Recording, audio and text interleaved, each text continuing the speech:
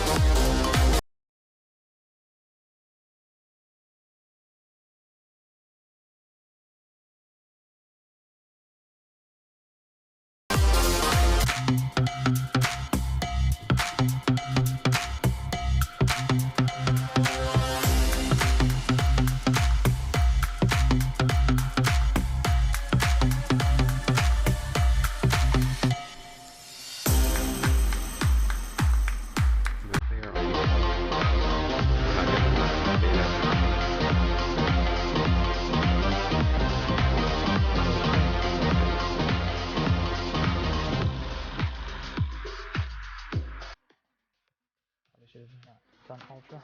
No, but Too late now.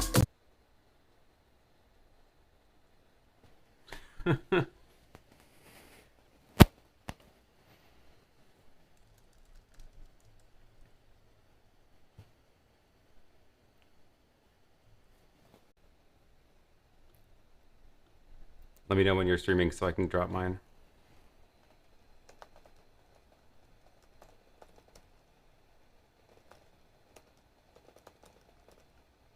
Yep.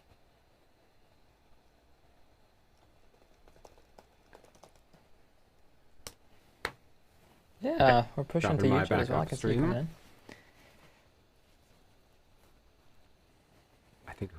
I think we're live. Sure looks like it. Yeah.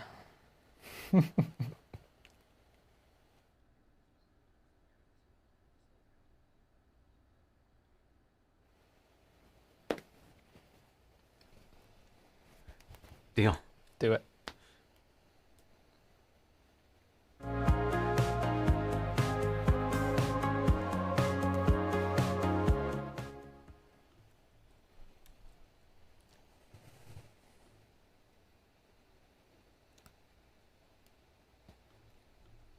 Wait. No sound. No sound from Joseph, but they can hear me. So hi, everybody. No sound.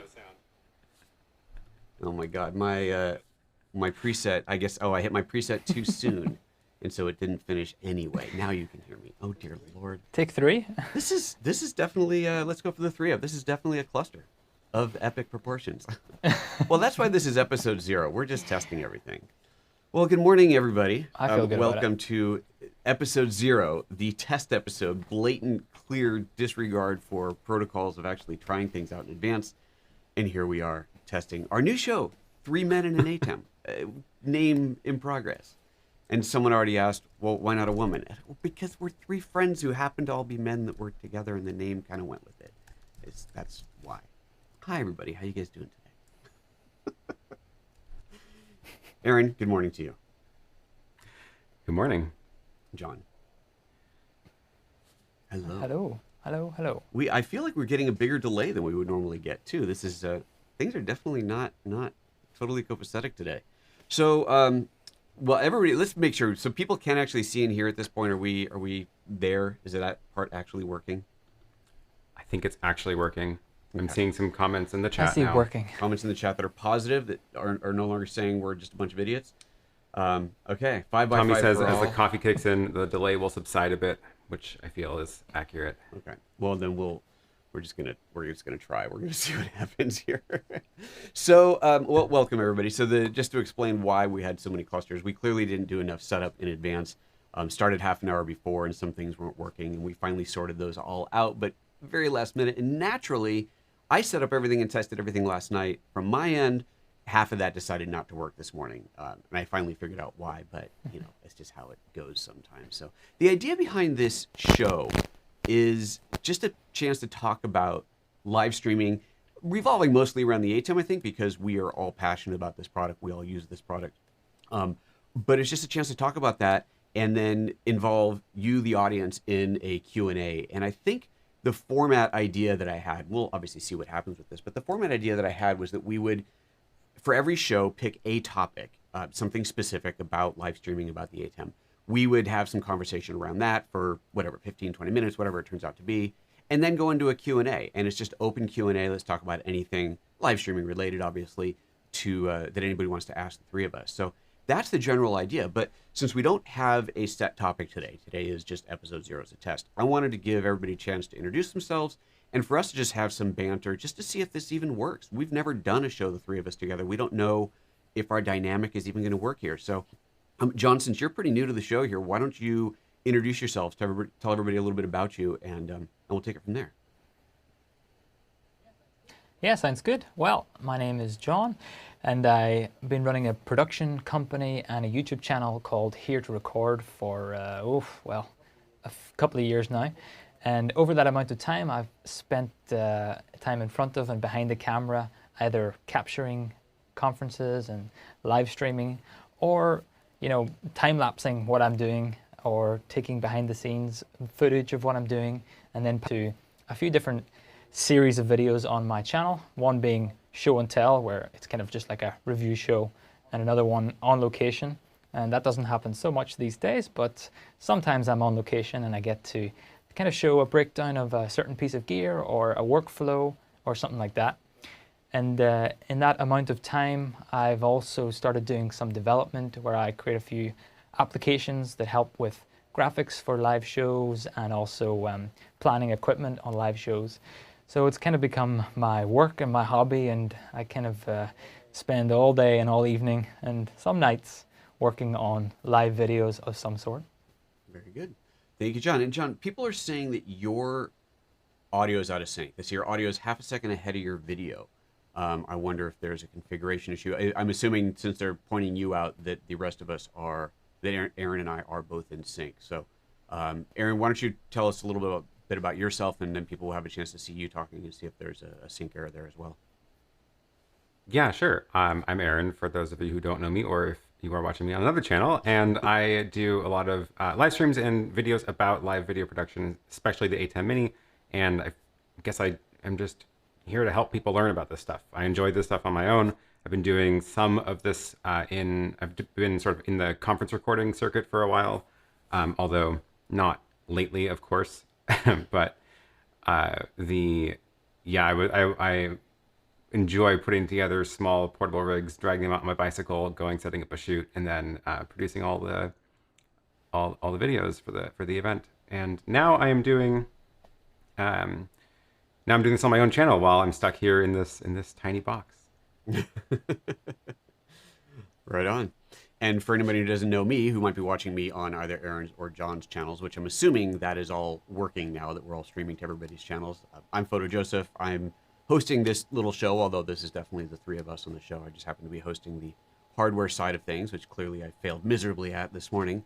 But I'm a YouTuber, content creator, photographer, filmmaker, all that good stuff. I'm also a Lumix ambassador. I do a ton of training on Lumix cameras. I work with various software companies and hardware companies doing productions for them, largely around education in the photo and video space, and of course live streaming as well. And my channel's been started off all photography, and it kind of evolved photo and video, and now it's photo and video and live streaming, since this is kind of a fun space to be in right now, especially with all the goodies that Blackmagic has been coming out with over the last year.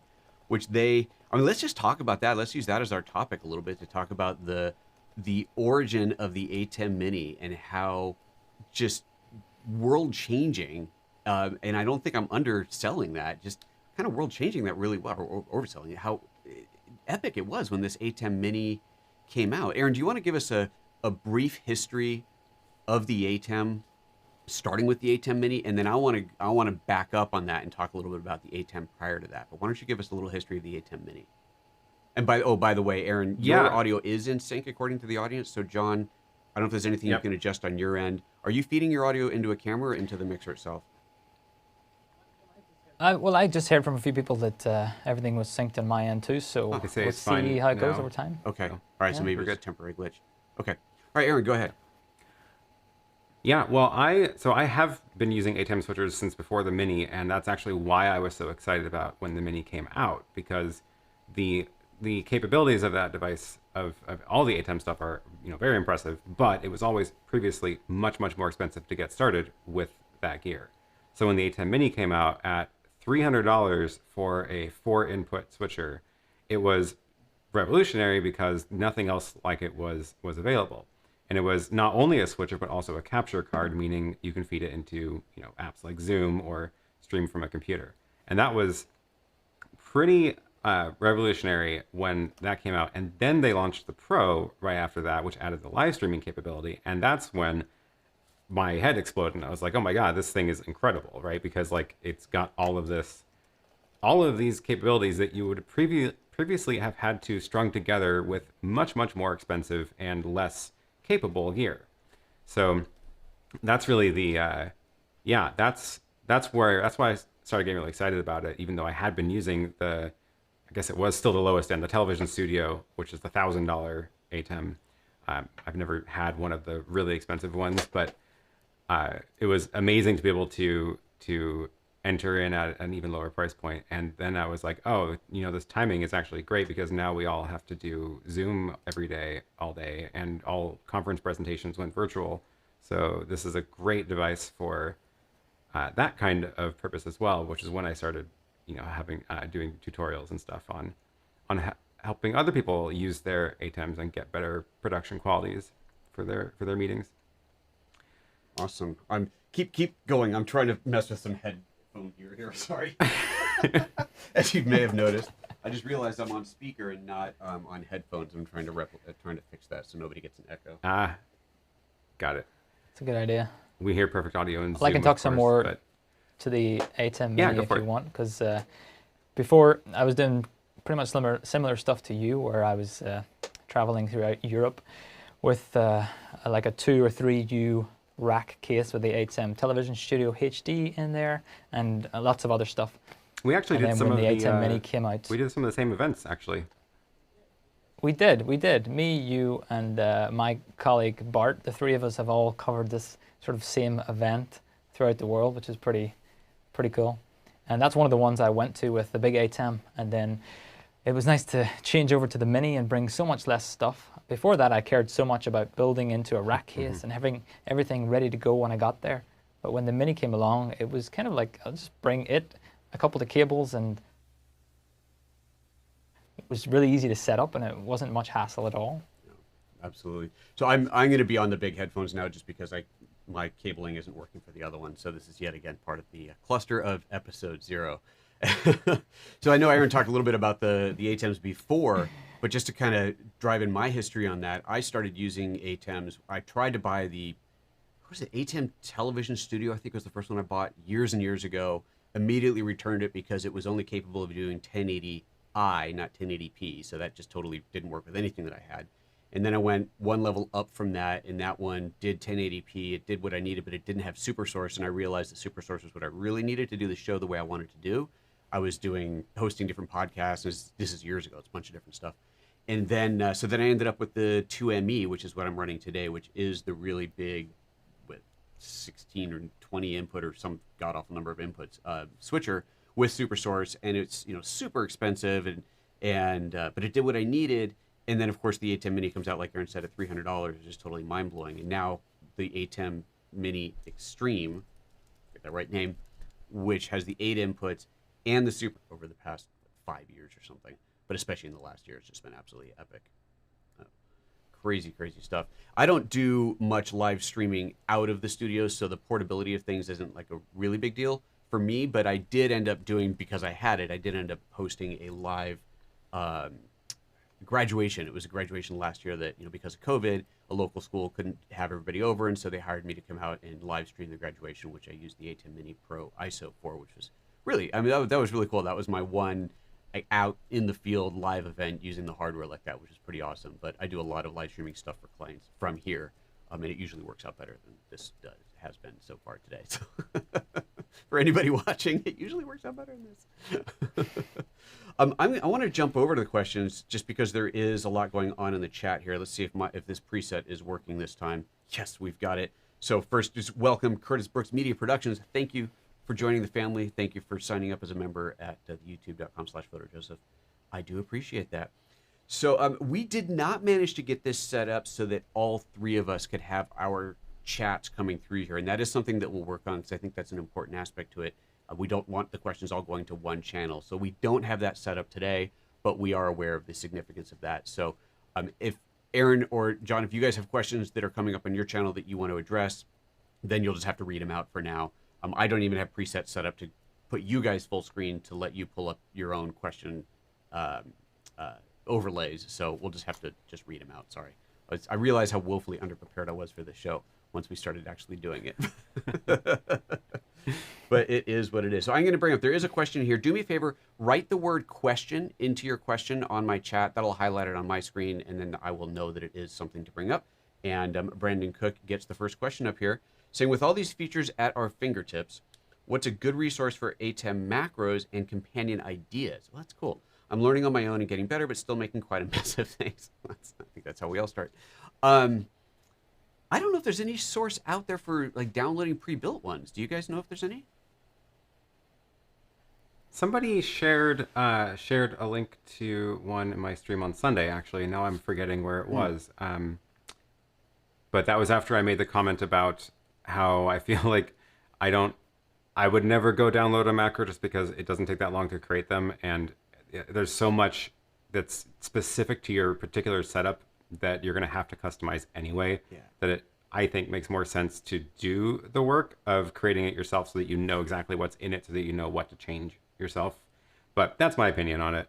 But I do like the idea of getting ideas from other people's macros. Yeah, absolutely. I would agree with that. And even for companion as well, there's so many specifics to your setup. I don't know that you even could really download somebody else's companion script. Right. Yeah. Yeah. Have you seen any resources? But I do like the idea of... Go ahead. I do think it'd be fun to have a place to share sort of snippets, not snippets, but like demos almost of what people have done with their companion. Yeah. To be able to say like, here's some ideas that, here's what I'm using it for. I guess we can use our forums for that. You could. Yeah, it is extremely specific. I know we talk about the ones that we use, and I'm new to companion. I only started using it a month or so ago, and it's already just completely blown me away. And like my opening segment, getting ready for the show, I have a pre-show button that loads up the graphic, loads up a clock, puts the music on, sets the audio inputs to the microphone inputs to 0, and all this kind of preset ready to go stuff. And then when I hit go, it switches the inputs, it adjusts the audio levels, it starts recording on an external recorder. There's so many different things that it can do. Brings up a lower third, and again, all that stuff's very much specific to your own setup. John, have you seen anywhere that's kind of an idea location, idea reservoir for these sorts of things?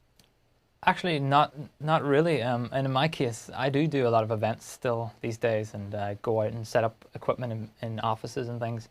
And what I'm still finding every time with Companion is that I just basically start over again pretty much every time, and build the show based on what feels right for the setup. So I'm even further back from having a page that I always use. Yeah, it is. That's true. I mean, even an individual show will have its own needs. Like as I'm setting up for this show today, I realized, I don't have a shortcut to do this, that, or the other thing. And these are all things that I should have. So clearly I'm going to have to build a page of buttons that is for this show that has exactly what this show needs, which is pretty important. Let me bring up another question. Camden here. Live streaming on location without Wi-Fi. I got fastest Verizon hotspot with unlimited data, but upload speeds never exceed 5 megabit. Different locations over the span of 6 months. Cheap ideas. Well, first of all, using Wi-Fi, I would definitely recommend against Wi-Fi. I mean, you want to be hardwired. If you're using an ATEM, then you have to be hardwired without going through some hoops to get a Wi-Fi signal into it.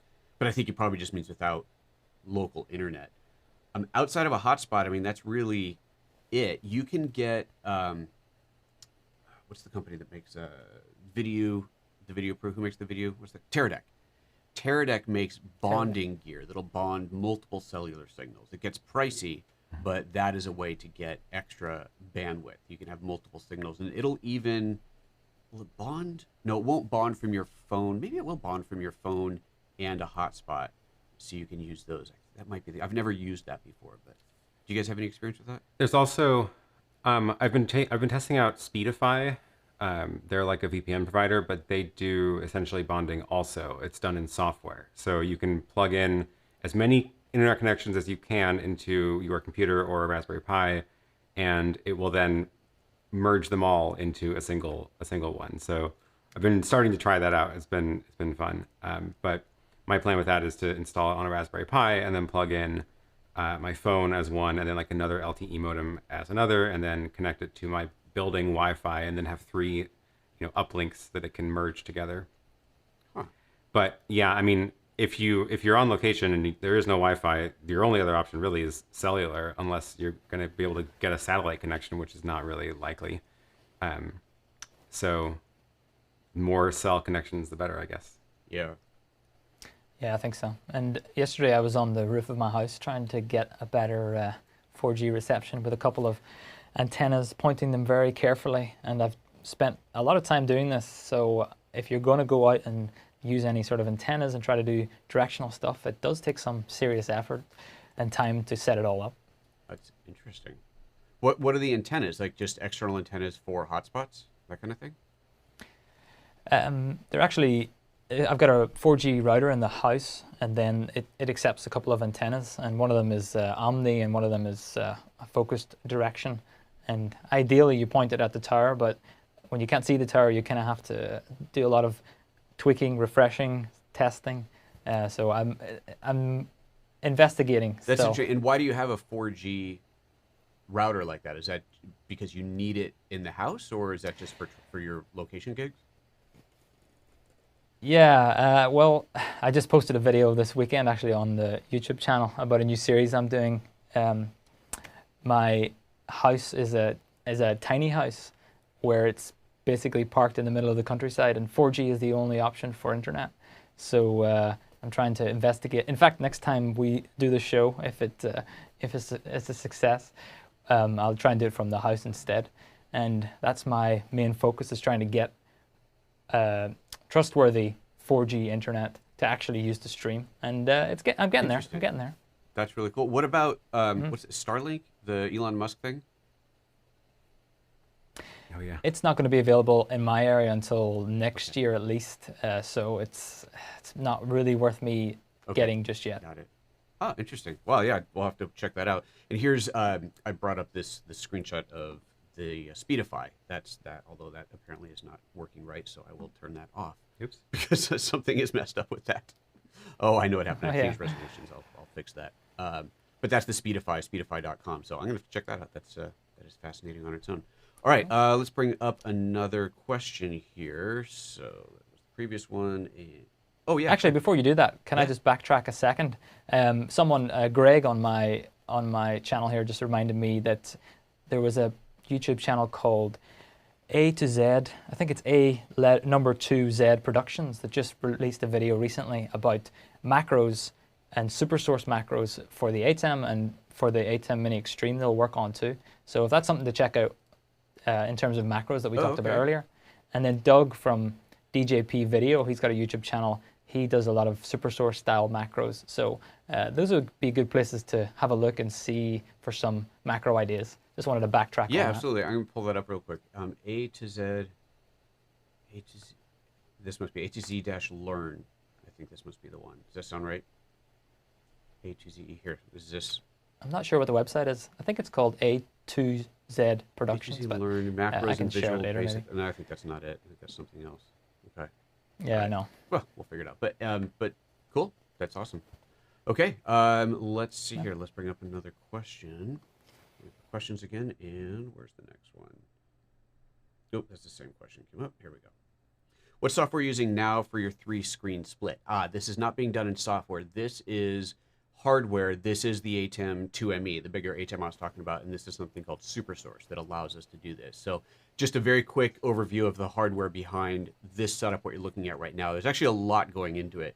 So the two guests are calling in from their ATEM Mini Pros or Mini Pro ISO. They are doing a direct point-to-point stream to my ATEM Mini bridges. I have 3 bridges in here. We're using 2 of them right now. So they're streaming to me as a point-to-point connection. That is a one-way connection, which means for us to be able to communicate and see each other outside of the the show that you're watching, we have a Zoom channel that's open as kind of a back channel, and that's how we're actually seeing and hearing each other. Those two signals plus my signal are going into the ATEM 2ME, the big ATEM, and then the layout is built in SuperSource. And the SuperSource allows me to have up to 4 windows. Here we're only using 3 of them, which I can scale, crop, position wherever I like on screen. There's like a little purple border around it. And then the background that you're seeing, in previous shows I've done this where the background is actually a video playing off of a HyperDeck running through. Now I've got it as a loop of frames playing off the ATEM 2ME. This is something else you can't do on the smaller ATEMs. With the small ATEMs have image sources, have a media pool where you can load in a still image. The bigger ATEMs have it's not video. It is not video. It is a clip sequence. I actually have to upload 720 frames, and that's the maximum that I can do. 720 JPEGs that are a movie I've created that's a loop, and it just plays those in a loop in the background. And it takes about 20 minutes to upload all of those, 15, 20 minutes to upload those to the ATEM, so it's painfully slow. It is not a fun thing to do. So it's easier to run a video in the background, but this way I free up the videos for other things. And then the chat that you're seeing, the questions that are coming up, those are running through software called Mimo Live as a mask.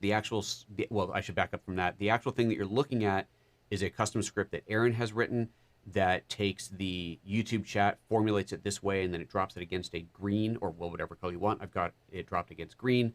I'm then using software called Mimo Live to key out that background and send out a dual stream SDI image plus a key to the big ATEM, which then overlays it on top of this with the transparency. So there's a lot going on. And even what I'm doing right here, you could not do, at least not the way I'm doing it, with the ATEM Mini Extreme, right? You don't, well, actually I take that back. You probably could, because if you use the HDMI inputs as fill-in source, I guess you could, couldn't you, Aaron? Only thing you can't do is the animated background. Okay. But you could do that from a video input. Yep. So as long as you have enough input, so that'd be 1 for the video, 2 for the key and fill, 2 for you guys, 1 for me. That's 6, and that's still 2 left. Okay, yeah, so it can be done. Sweet. Damn, really jealous of this thing now. Yeah. Next time. I'm looking forward to getting one. Maybe next time I can host the show from my gigabit internet so that there's less buffering. Oh my God. Give me a hard time there. Yeah, that'd be great. Well, the buffering, I think the buffering the issue was my encoder. So, because I rebooted that and I think it's been fine since then, hasn't it? Hasn't it? I've seen a couple of glitches, actually. No. Yeah. Well. So a couple other questions about this setup that are coming in. Yeah. If you were using the ATEM Extreme, do you still need bridges for each of your guests? So the answer is yes. The streaming bridge is the thing that receives the video from the guest. So the guest needs an ATEM Mini Pro or Extreme, but it doesn't matter either one. That streams to the bridge, and the bridge is on the receiving end. And Joseph is running it into his gigantic switcher, but I would run it into HDMI into the Extreme. So that is, you would still need the streaming bridge to receive the remote feeds. Right. There are other options that are coming out pretty quickly. So there's Epiphan has released something called the Pearl Nano, and I'm going to be working on a video on that. I've got one here in house that does SRT streaming and receiving, so encoding and decoding. And so with SRT is another streaming protocol that is lower latency, is supposed to be one of the big advantages of it. So in theory, if I was running that as the receiver instead of using the streaming bridges, I could be receiving SRT signals from both guests, and I think it will handle 2. I think that's the maximum for it. It'll receive those SRT streams. They would have to be using SRT encoder on their end, though, so not the ATEM. They'd have to use either a hardware or software SRT encoder to send that. And that gives me an idea. Yes. Why don't we do that for the next show, since all 3 of us have one of those devices? We did. Oh, both of you guys have ATEM, Pearl Nanos? I'm also working on my video about it right now. Okay. Okay, that's great. Well, Curtis Judd, who I think is watching, he and I have been talking already about doing something together. I wonder if the 4 of us, because he has one as well, but will it handle, I don't think it'll handle 4 streams. Yeah, but you have the larger Pearl also, so we could all stream from the Nanos to your larger one. Right, and the Pearl 2 will take the SRT streams in as well. Okay. Yeah. Oh, interesting. All right, Curtis, you up for that? I think this I think this show sounds like a great excuse to try out all the different remote collaboration options. It's a good idea. Actually, that's a great idea. So Yeah. we changed the title from 3 Men in an ATEM to 3 Men in a Encoder, 3 Men in a Switcher, 3 Men in a 3 Men in a It epic changes disaster. It changes every show. That's right. I love it. Okay, well, Curtis, let me know if you're up for that. I'll scroll down to see you in the chat eventually here. Very good. Cool. All right, let's bring up another question here. Next one. Question: will a Glyph Atom RAID 4, I don't even know what that is, for teleport SSD be fast enough to record the 8 ISO program feed instead on the extreme ISO? Those transfer speeds of 800 megabits per second. What are the requirements for the extreme ISO as far as the disk? Do you know, Aaron? No, I don't think I haven't looked, but I did the math quickly before. It was 70 megabits per stream, and there's 9 streams, right?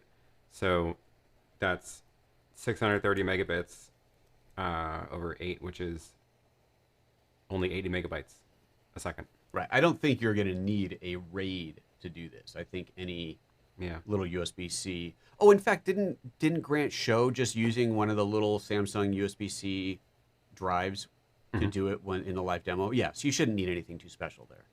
Yeah. I would definitely do SSD. I wouldn't plug in a spinning platter USB drive for that, but one of those little pocket-sized USB SSDs should definitely do it. MJ, StreamBridge, what can I do when a client doesn't have worldwide IP on location and I have to use the StreamBridge? Client doesn't have worldwide IP on location. Well, I mean, if they're accessible to the internet, then they have a worldwide IP. I'm not quite sure. Oh yeah, I mean, if you don't have the option of configuring port forwarding at your location to get the feed in, then you basically have to do it over a VPN. That's the only other option, and that is actually a lot more complicated doing it that way. Just But configure the ports, configure the port forwarding for sure. Yeah. Okay. Yeah. All right. Hopefully that answers the question. If not, then by all means, rephrase and put it again, and don't forget to put question in front of it. Speaking of Curtis, I'm curious. At events, do you, Aaron, and John manage long cable runs given the limitations of HDMI? I have a couple of 25-foot HDMI cables. And if I need to go longer than that, I go SDI. And I have like a couple 100-foot SDI cables. What about you guys? I pretty much just use SDI for everything. I don't trust HDMI for anything more than like 10 feet because it totally depends on the camera as to whether it's going to work with a longer cable too. So yeah, I usually just go SDI right out of the bat when I'm at a venue. Although actually now the wireless stuff has gotten so much better since last time I was doing this in like 2018 or 2017, so I might actually start using wireless links next time I do a thing on site. That would be interesting to see how well it works. During my day job, we run a lot of fiber cables for big cameras and big venues and stuff. So, but I certainly only use very short. I don't know if you can see very short HDMI cables where possible. And SDI or fiber if it's even longer than that. Yeah, I've never worked with fiber. That's awesome. Those fiber converters can get very expensive. HDMI to SDI converters, however, are quite cheap, especially if you only need HD. If you don't need 4K, they're like what, $50 now, Aaron? The Blackmagic ones? Yeah, super cheap. Yeah. So but there's these fiber HDMI cables where it's HDMI on both ends. It's just fiber in the middle. It's like all built in, and that's super cool. I don't think that existed when I was last time I needed to buy a cable. Like, I don't think it existed, or if it did, it was like way too expensive. It just wasn't practical. But yeah, people are saying very good things about like 100-foot fiber HDMI cables now, and they're not that much more expensive than SDI cables at this point. Seriously? The only thing I would say about those would be that the ones I've seen anyway are very hard to work with. They're very tough cables. So taking them out on venues and having multiples of them, it can get very difficult to work with that and roll it up and do it right. So SDI, I would still push towards that. Here's a HDMI active fiber cable, 200 feet for $200, $1 a foot. That's, wow, I had no idea. 24 gigabits, so that'll handle full 4K. Wow. I did not even know such a thing existed. Huh, well, good to know. Alrighty. Learn something Super every cool. day. Yeah, if you got, I know you can buy a little converter, HDMI or SDI to fiber, and then buy your own fiber cable. And those converters are quite expensive. I'm really surprised to see the price of this because those converters on their own, at least last time I looked at them, were really expensive. And then fiber cable itself can be quite pricey. So, fascinating. All right. Very good. Well, hopefully that helps answer the question. Oh, and actually, you were talking about wireless. Just to go on that a little bit. So, Aaron and I have both been playing with the Hollyland wireless stuff quite a bit, which is a very low-cost wireless HDMI solution. And they're great, but there is a latency. There's definitely a latency there. So if you can put up with that, 1 second-ish latency, then it's fine. But if you're in a situation where you can't, then you can't. And I've used those, well, going back to that graduation that I did, that I shot, that I live streamed, I used 2 wireless cameras for that, but both of them were wide shots where if somebody was talking on mic, you wouldn't be able to tell. They weren't close enough to be able to see that they weren't in sync because the audio was coming in through one of the other inputs, and that, of course, was real time. So, so I use it for a wide shot, and I think a behind, over-the-shoulder back shot, so you couldn't see the speaker. Is basically how I set that up. But yeah, I mean, that's a great option, and I guess depending on the range, it could be even cheaper than going with cables. Randy says, location of your hotspot. Buy a 100 to 250 foot Ethernet cable if possible, and place the hotspot outside. Yeah, that's definitely true as well. All right, let's see here. I'm scrolling. Why does the YouTube chat thing just suddenly go, just kidding, and scroll way off screen and you have no idea where you were? And it happens to everybody. I know, right? Nuts. Yeah. Drives me nuts. Val Nickman The said... other thing about that hotspot comment... Oh, sorry. No, go ahead, go. I was just going to follow up on that hotspot comment of running an Ethernet cable outside. The other thing is the antenna matters a ton. So if you are using one of the little like puck hotspots, it's got like a built-in antenna that is not very powerful, and you'll be much better off if you can get one that has an external antenna connector, so that you can actually attach like a little stick antenna or even bigger, like John's directional antennas at home. But yeah, the antenna is the part that matters. So that's the part that you want to get as far, like as high as possible and as close to the tower as possible outside, like out of the walls of whatever room you're in.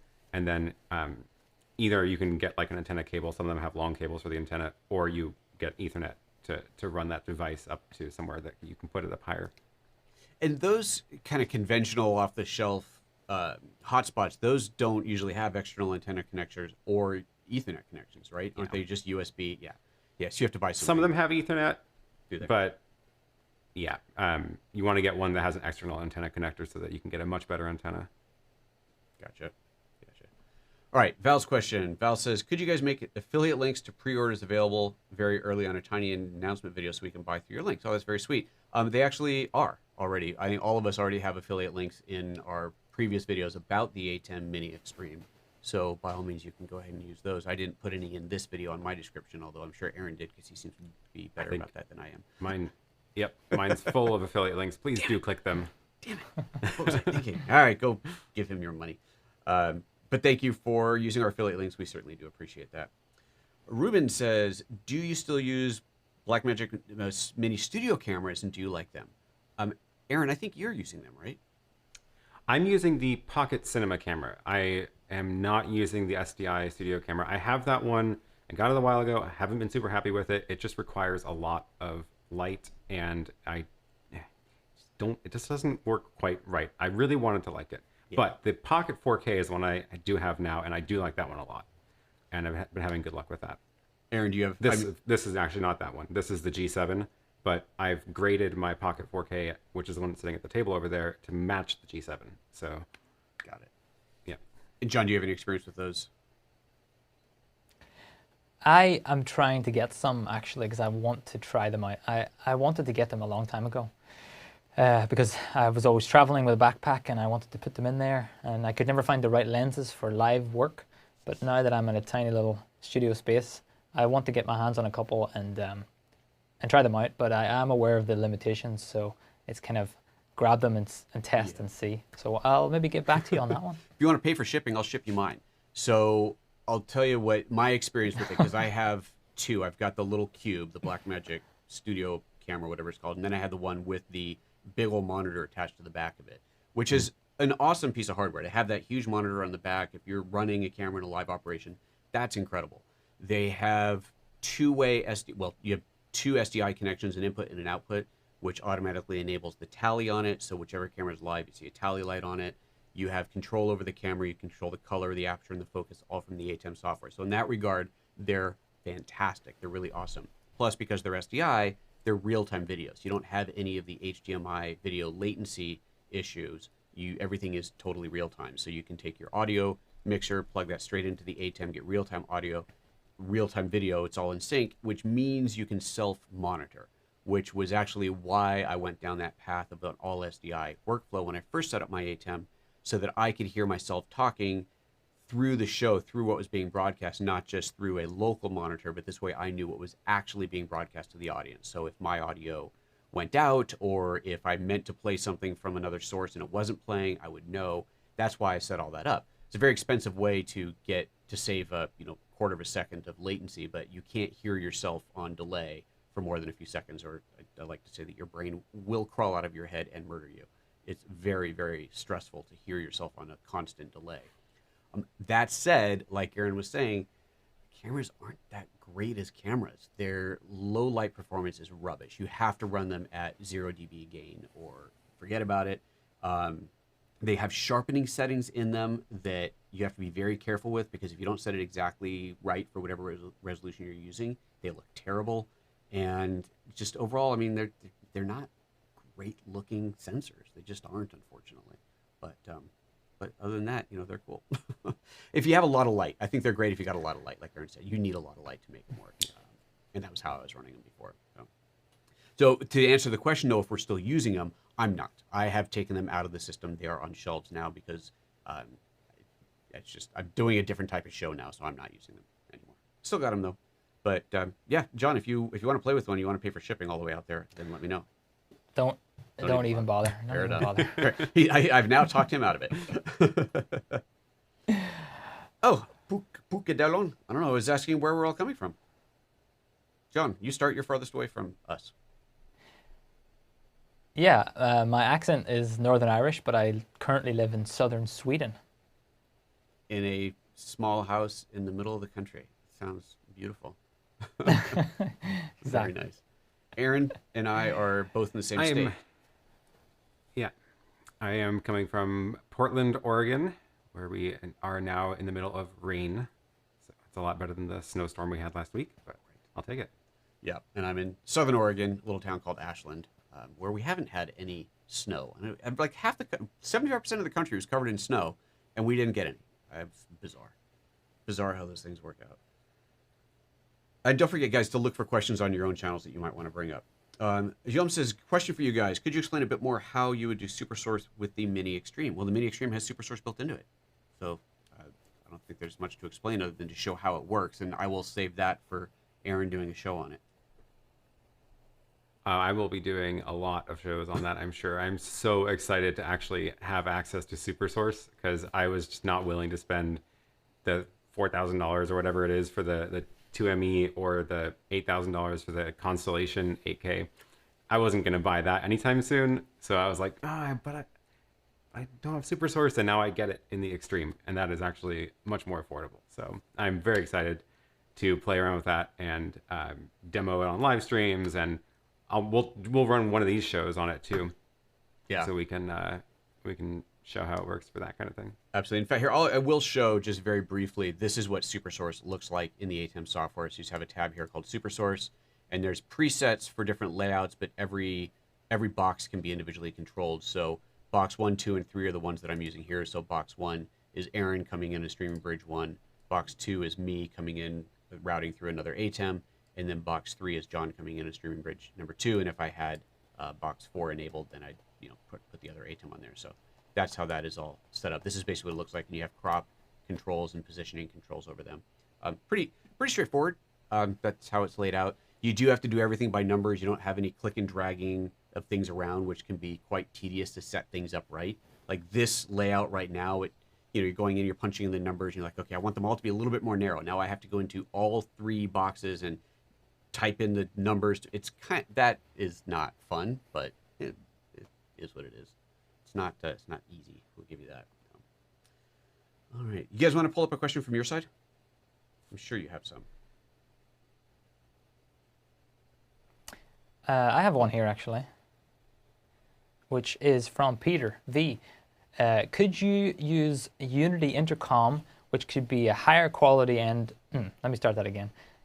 Could you use Unity intercom, which could be a higher end alternative to Zoom? Instead of using our Zoom back channel to each other, we could use a Unity intercom. And I'm not sure if either of you have any experience with that just yet. Do you? But basically, it's as far as I haven't personally used it, but I've gotten into it and learned a lot about it. Actually, from Office Hours. I don't know if you guys watch that daily show that Alex Lindsay does. But it's kind of like intercom over the web, and there's a few things you need to get right. Everyone should have a device so they can connect, and you can set up lines between each other. It's for audio only. So in this case, we're joining over Zoom, and we can actually see each other over Zoom and hear each other over Zoom. But it would certainly be a higher end alternative. Of course, with higher end comes a price tag, and I haven't actually priced it out yet to see what this kind of show would need for that, but it could be an alternative to test if we can get our hands on a few licenses. Okay. Yeah, I have it. I just opened up the webpage and I realized I have actually pulled this up before. This is one of the many open browser tabs that I just haven't dug into yet, but this is what they're talking about, Unity Intercom. Apparently it's used quite universally, but yeah, I have not looked. According to their marketing, it's used in just about every broadcasting and production industry in the world. So I don't know if you believe that or not, but we'll at some point we'll check it out. And yeah, I think that's a good idea, John, if we can get some licenses for it and check it out. There's too many things that we pay for. So I'm happy to get a license for something like that for sure. All right, let's see here. Pull up another question. There we go. Randy says, what antenna do you recommend? I bought one off Amazon. It made zero difference for my Nighthawk. Oh, interesting. I think that's for the 4G. Oh. I don't know. I haven't used the Nighthawk, but like generally the if the antenna is like the same physical size, it's probably not going to make any difference. But if you get one that's like actually physically taller, then it has more ability to send and receive the signal. So if you're just like replacing it with some other little short stubby antenna, it's not going to really help. You want to get ones that are like the 2 or 4 times the length of the default one. But also, like, if your device already has an external antenna, I also think that you're not going to get that much more improvement by upgrading it. It's more about the difference between a built-in antenna or an external antenna. When it comes to those antennas, is it length that matters? Having a really long antenna, or is it like a antenna array, or what makes a difference there? I don't know much about that. Yeah, it depends on I guess what you're connecting to, but so there's like the directional ones where if you think about it like a microphone, it's the same physics really. An omnidirectional microphone does a great job at picking up noise from all the way around it, which is ideal for like a cell phone, where you want your cell phone antenna to always work no matter which way you're holding your phone. It'd be very frustrating if you had to point your phone at the tower for it to work, right? So that's a good use of an omnidirectional antenna. So most things are omnidirectional antennas in these devices because you want it to work without any fiddling. But if you get ones that are directional, essentially it can focus where it's sending and listening and ignore everything behind it, just like a directional microphone, where you want it to focus on the sound in front of the microphone and then ignore the sound in the back of it. Same idea with an antenna. So that's where you'll see the ones that are like the really long ones with the little stubby things on them, or any of the like dish-shaped ones. And then you point that at the thing you're talking to, whether it's like you're setting up a bidirectional Wi-Fi link, or if you know where your cell tower is, you can point it at that. And that'll really, really help a lot more because it can reject all the noise from elsewhere in the space. Gotcha. Cool. Thank you for that. Yeah, as far as the antenna length goes, if you're talking about just a little little stick antennas, the length is significant because, again, it's all about how much energy it can absorb and send.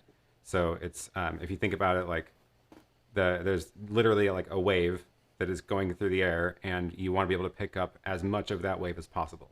So the longer your antenna, the more material you have that can respond to the wave that is coming through the air, because it's not going through the air, it's going through the space in the air. Which I guess makes sense if you think about the old school telescoping antennas that we'd have on walkie-talkies or old FM radios. You just pull that thing way up, and yeah, the longer that was. I remember my dad had one of those really big ones that had a super long antenna on it. Wow, that's what we're talking like back in the 70s here. So that was forever and a day ago. Apparently, according to Ben's Tech Lab, I do have links in my description, so don't use Aaron's, use mine. I'm kidding. Use whichever video video you're actually watching right now. Malibu says, tips. What are your thoughts, experience on the BMPCC original, and which is the best lens for it? And I'm going to let you answer this because I have no experience with the BMPCC cameras. Yeah, I got the Pocket 4K because it's a micro four thirds camera, and that's why I didn't get the 6K one, even though that was an option when I bought it. I got it because it was of the micro four thirds lenses, because I already had a bunch of micro four thirds lenses for my Lumix cameras. So my favorite lens for all of my cameras is the one I'm using right now, which is the 15 millimeter Leica lens, and it goes down to f1.7, so it can open up nice and wide, and that is my absolute favorite, and it works on my G7, and I can also move it over to the Pocket 4K if I need to.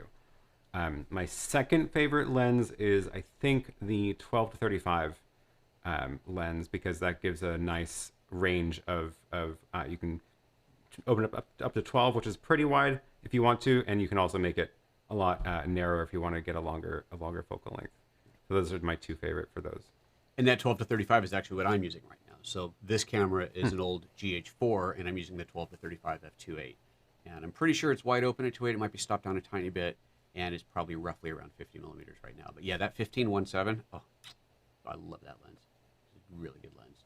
Not just for video. That's for still photography, for street photography. If you like that 30 millimeter focal length, that on a little camera like the old GX85 is still, to me, just one of the best street photography combinations. Just, it's a sweet lens. Very, very nice.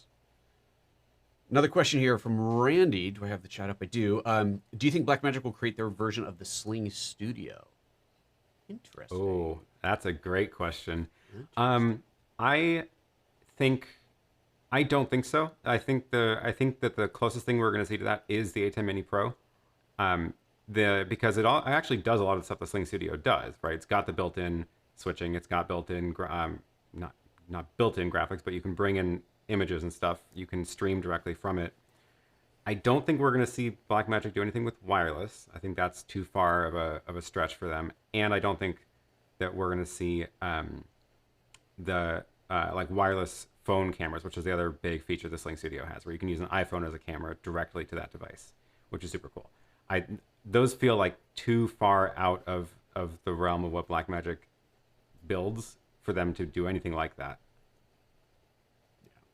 Yeah, I see John nodding his head in agreement there, so I agree with that as well. Absolutely, and I hope they don't. Stay away from wireless. Al Perez says he loves his BMD mini studio cameras. So interesting. You have 4 of them for your corporate events. Good. Like I said, cool. As long as you got enough light, that's great. And they certainly have their conveniences. They definitely do. No doubt about it. Might pay for that postage after all. Let me know. Will SpaceLink be a good option for internet? Can it be used inside room? Is that the Elon Musk thing? Is that what it's called? No, Starlink, isn't it? That was Starlink. Starlink. I think that's what he probably means. Well, I think it'll be a good option if that's the only option you have. What I've heard Elon say, he was on a Joe Rogan podcast not that long ago, and he was talking a bit about it and saying it's good. It doesn't work as well in dense areas. Like, it doesn't work in cities as well. It's designed for more rural. So if you're out in the middle of nowhere, then it should be awesome. And John, once you have it available, if you do get it, it'll be really interesting to see how that works out for you, because it is designed for you, right? That is meant for people like you who aren't near a big major infrastructure. But if you're in a city, then it really is not ideal for sure. It'd be cool to see. Aaron, you must have more questions. Question on... Yeah, definitely will be cool. Yeah, it's a question on my channel from Angelo. Regarding the streaming bridge, can one set a static IP or URL, like a name, for guests to point at? That is a very good question. The streaming bridge itself isn't going to be the thing on the internet. Like, it's going to be inside your network. So what needs the static IP is actually your internet connection in your studio. So that's the thing that that you need to get the static IP for, and then you would do the port forwarding from that router to the streaming bridge. So you definitely can, and that definitely makes it easier to like tell people how to configure it. But the streaming bridge software has the little, it will create the little XML file for you without any effort really. So it will use the IP address of your network and it finds it automatically. So it actually, like, I don't even think it's really necessary to have a static IP, because the easy thing to do is basically what we did just before the show, which was Joseph just went in, generated a new XML config right now, sent it to us, and we loaded it in, meaning if he had a different IP compared to yesterday, it doesn't really matter because he generated the config right now. Right. So I've pulled it up here. This is the bridge that's not being used. So you can see the configuration options. Mine is set to DHCP, but I've assigned IP addresses to every piece of hardware on my network based off of its MAC address. So that is a static IP as far as the network is concerned. And then here you'd set under the streaming whether it's locally, you're streaming locally, so just within your own network, or streaming out to the internet. And this is where you have to have the port forwarding set up. And like here, it says port forwarding error, which is interesting. I hit retry, it should, there we go. So it does actually work. It shows that it's visible worldwide. And then to generate the XML file, I go over here, I can call it whatever I want, and there's everything I need. And I can choose a default streaming rate, although the user will be able to change that once they get it. And I save this out, and that's it. Just save that to your desktop and email it off to somebody. And you can see here, so there's my two bridges. There's the one that John's coming in on, there's one that Aaron's coming in on. So I can see that they're on air. I can see exactly what bit rate I'm getting from them. So I'm getting, between 5.5 megabits from each of them right now. So that's how that is all set up. And Aaron, I should have known here, this is where I should have seen the frame rate here being different when we were struggling. When we were first setting this up, we were having some issues. He was streaming at, what were you streaming at? I was streaming at 30, not 29.97. Right. So his ATEM was set differently, and this is where I should have seen it. We weren't seeing his image on screen. I couldn't figure out why, but it turns out that was why, because he had it set to 1080p 30, not 29.97. And my ATEM, the big ATEM 2ME, has to be, every single input has to be exactly what it's set to. There are no scalars built into it, which is one of the mind-blowing things about the original ATEM at $300, that every input had a scalar on it. Scalars cost over $300 a piece. And so for the ATEM, $300 ATEM Mini original, to have 4 of them built into it was just completely mind-blowing. And now, of course, we got the Extreme that has 8 of them with 8 inputs with 8 scalars. So clearly Blackmagic has managed to bring the cost of scaling down significantly, which is fantastic. But yeah, my big ATEM still has to deal with that. Every input has to be 1080p 29.97 or whatever I've set it to, which is super awesome. Yeah. The struggle is real. I have another question here, Yeah. if I can throw it up.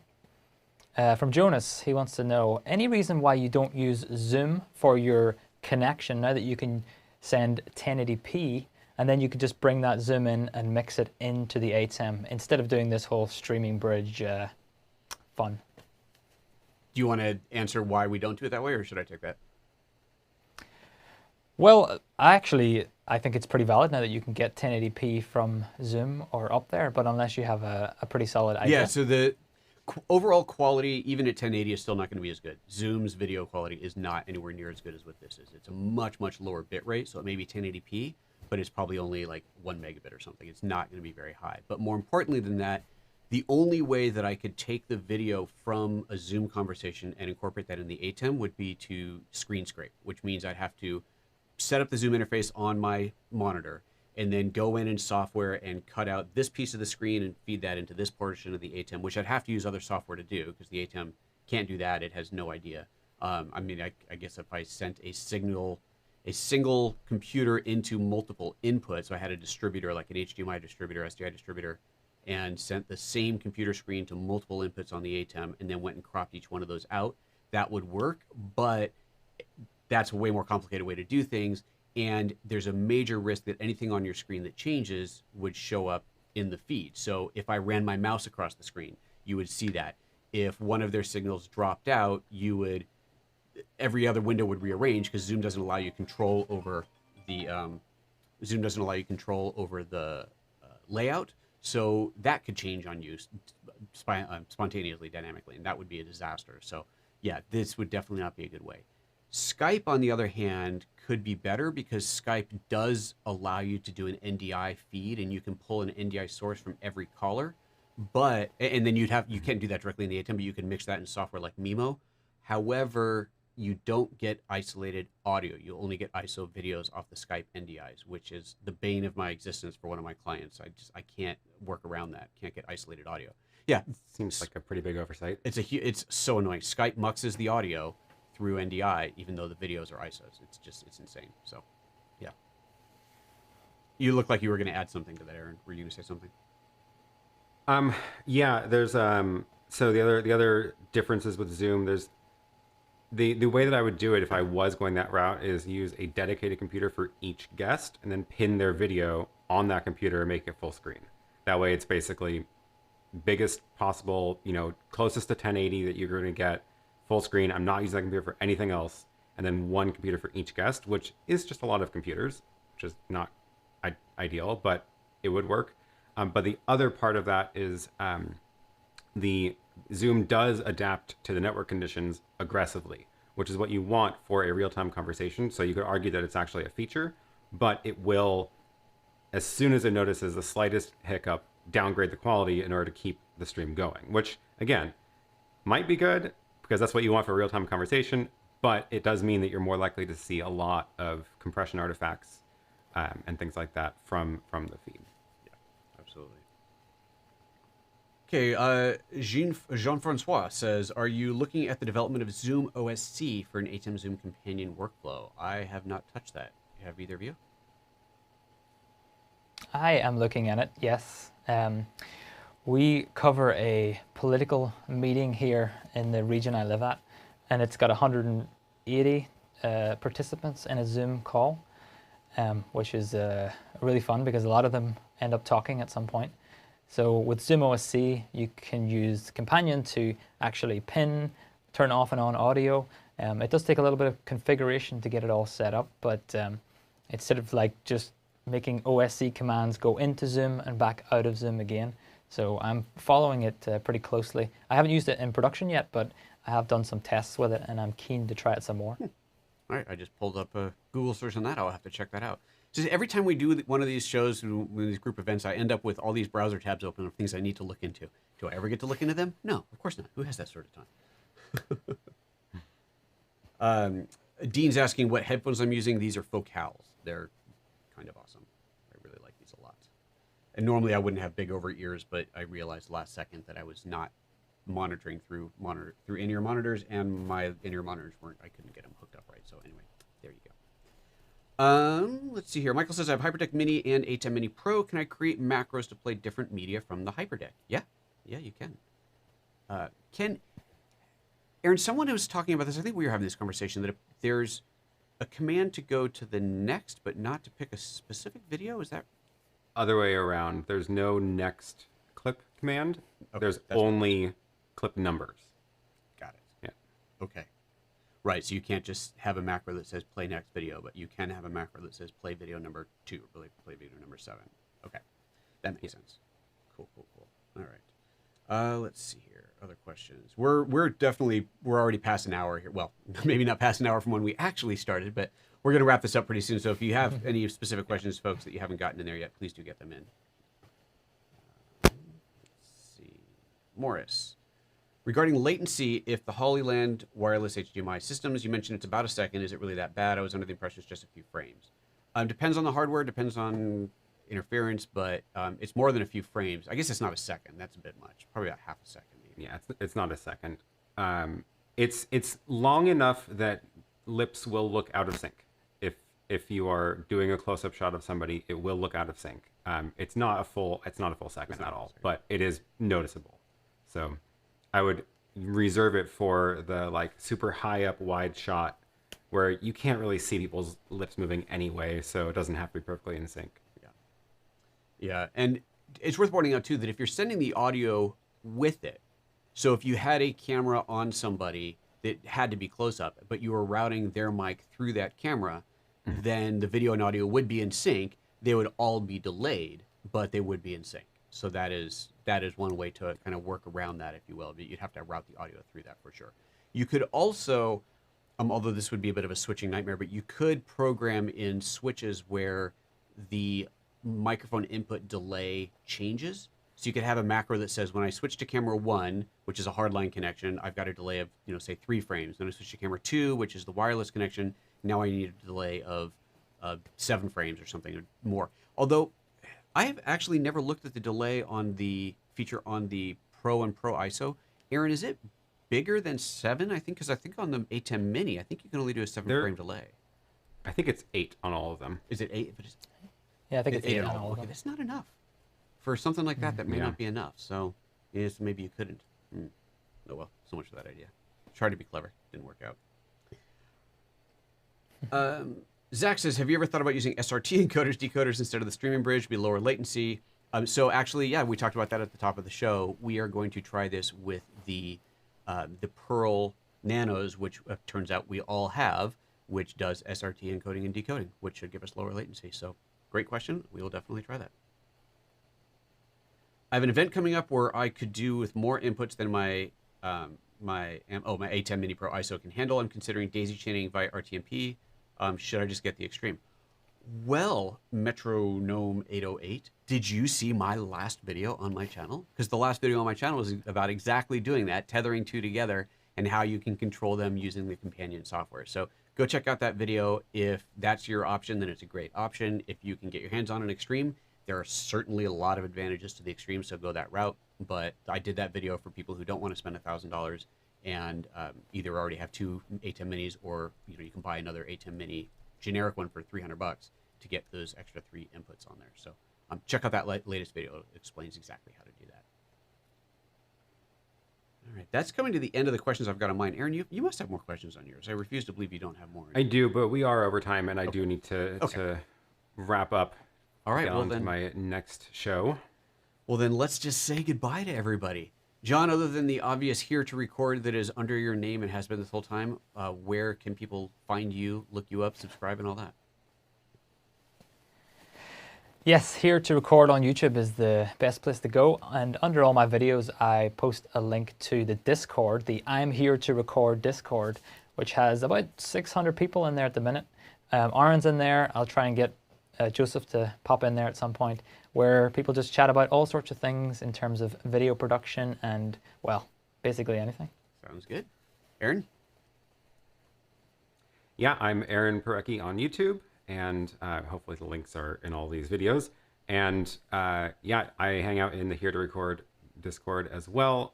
Also, there's a forum, which you can find in my video linked below, where John and I run that forum together, and that's a great place to post questions, share photos of your setups, and that's, yeah, best place to keep in touch.